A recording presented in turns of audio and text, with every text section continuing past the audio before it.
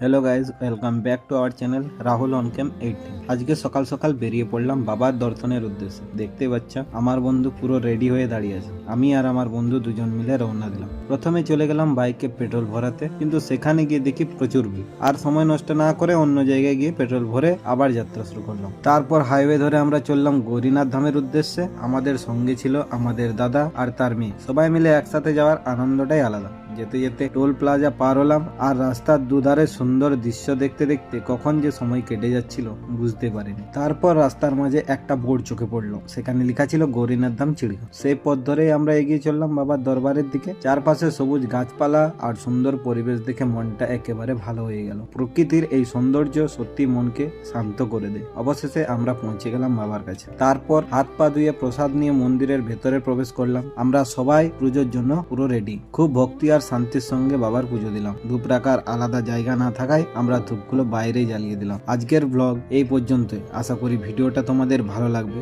ভিডিওটা ভালো লাগলে অবশ্যই লাইক, কমেন্ট আর শেয়ার করবে। আর চ্যানেলে নতুন হলে সাবস্ক্রাইব করতে ভুলো না। দেখা হবে পরের নতুন ভিডিওতে। ততক্ষণ সবাই ভালো থেকো। Bye bye.